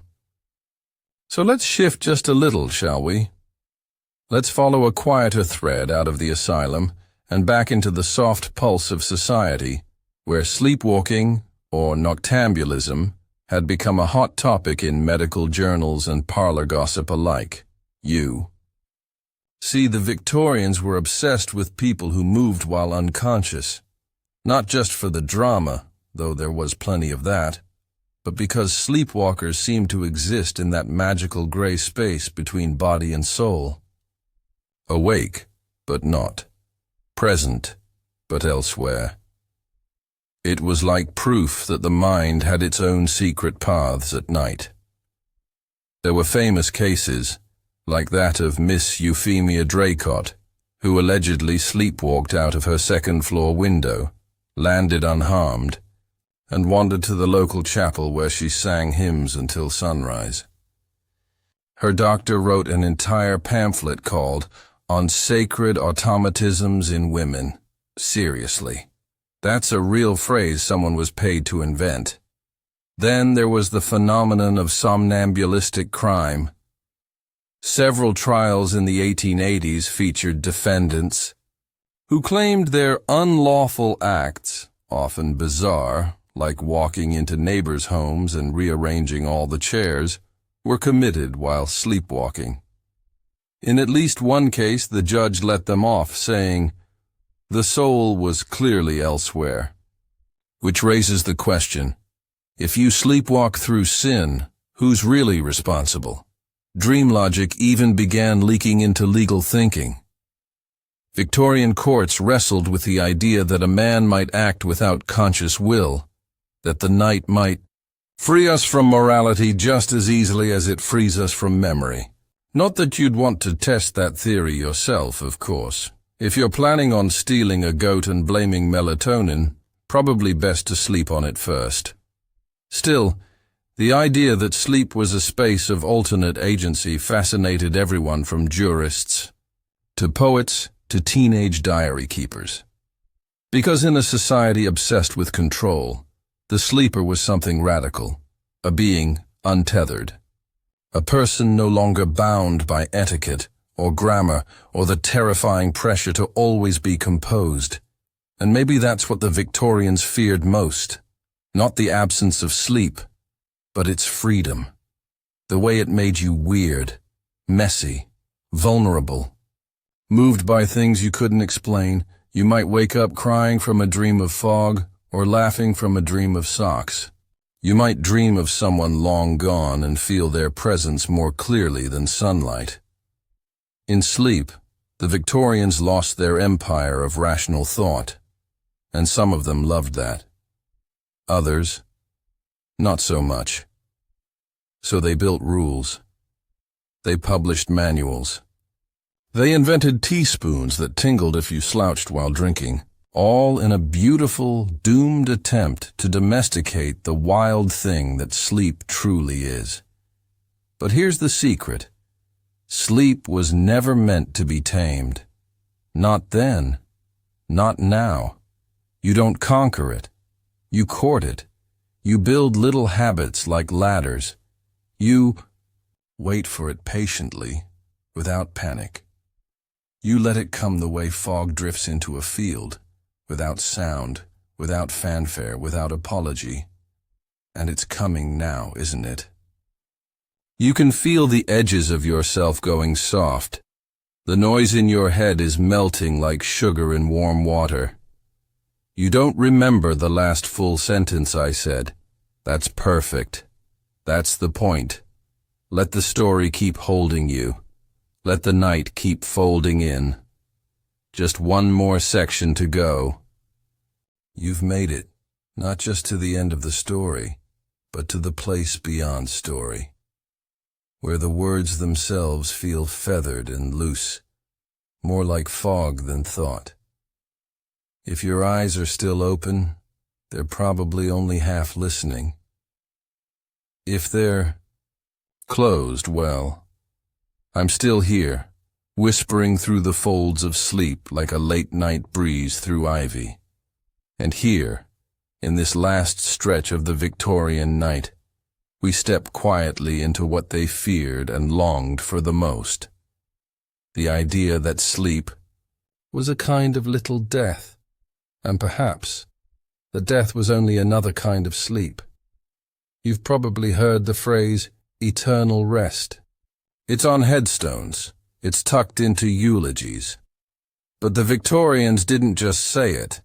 They believed in it so much that they turned sleep itself into a rehearsal for the afterlife. Not metaphorically, literally. They styled the dead to look like they were simply asleep. Eyes gently closed, hands folded over the chest, bodies reclined on beds instead of coffins during wakes. Morning photography, yes, that was a thing, involved posing the deceased in peaceful, slumber-like poses. Some families even had images taken with their arms around the loved one, as if they'd only dozed off mid-conversation. Was it eerie? Yes. Was it deeply tender? Also yes. There was comfort in the idea that your final moment wouldn't be some loud crash or gasping end, but rather a slow sinking into softness, the same way you drift off after a long day, and the comparisons didn't. Stop there. Victorian funerary literature was packed with sleep metaphors. Coffins were last cradles. The grave was the deepest bed. Heaven was the awakening. One well-known children's prayer began with, "Now I lay me down to sleep," and ended with, "If I should die before I wake." A line you definitely don't want to hear just before bedtime, unless you enjoy heart palpitations with your lullabies. But for them, that wasn't morbid. It was reassuring. A worldview where death wasn't an abrupt stop, but a dimmer switch, where the end of consciousness mirrored the end of life, and neither needed to be feared if approached with reverence and routine. Now, of course, not everyone bought into the sentimentality. Some Victorians resisted the sleep-death connection entirely, arguing it made people too cozy with mortality. Medical journals debated whether this language softened the real horror of dying, or helped people cope with it. Historians still argue whether these rituals were a genuine comfort or a cultural anesthesia. But regardless of their origin, they worked. People slept a little easier, knowing their final moment might resemble something they practiced every single night, and that brings us full circle. Because all of these remedies, routines, rituals, they weren't really about curing sleeplessness, not fully. They were about making peace with rest in a world that never stopped demanding more. They were about finding silence in a century of clatter and letting go in a society that gripped everything too tightly. Even today, we're not so different. Sure, we've swapped laudanum for lavender diffusers and phrenology for fitness trackers, but the core longing is the same: to find our way back to rest, to sink, not collapse, to surrender, not escape. And maybe that's why you're here too. Not just to learn about crocodile dung face masks or ether-drenched pillowcases, but to be reminded that you're allowed to let go. That your breath will carry you even when your thoughts try to stay behind. That sleep isn't something you fail at. It's something you meet gently when the time is kind. So now, as the last echoes of lace and lamplight fade into the background, here is your final moment with me tonight. Let the bed beneath you feel heavier. Let your limbs warm and lengthen. Let your jaw unclench and your chest rise easy. You're not alone. Not in this story. Not in this need. Because every age, every soul, every sleepless mind before you has asked the same thing. Will I ever rest again? And the answer, always, eventually, is yes. Sleep comes. Just not always when we demand it. Sometimes it tiptoes in through story. Sometimes through silence. Sometimes it just needs to know we're ready. So here we are. You, me, the hum of night, and nothing else required. No more clocks, no more cures, just peace and now. Let the words thin out now. Let them stretch long and quiet like evening shadows. Let the sound of my voice become less of a thing you follow and more of a soft current. Beneath your thoughts, there's no more plot, no more facts to file away, no more reasons to stay awake, really. Picture yourself lying in a field, somewhere far from here. The grass is cool. The stars blink slow above. Everything around you is still, except for the breeze, which sighs gently. Across your skin like pages turning in a forgotten book. You are not expected to do anything right now. Not expected to fix, or plan, or remember. You don't even have to try to sleep. You just have to allow the stillness, because this moment is yours entirely. A pocket of calm in a world that rarely offers it. A kind hush, a lull between beats. So, go ahead. Drift. Let the story dissolve into softness. Let your breath deepen. Let your shoulders fall. Let the lights in your mind flicker down one by one until only a single warm ember remains. And even that, soon, will fade. You're safe. Here, you're tired, and you've earned the quiet. Good night.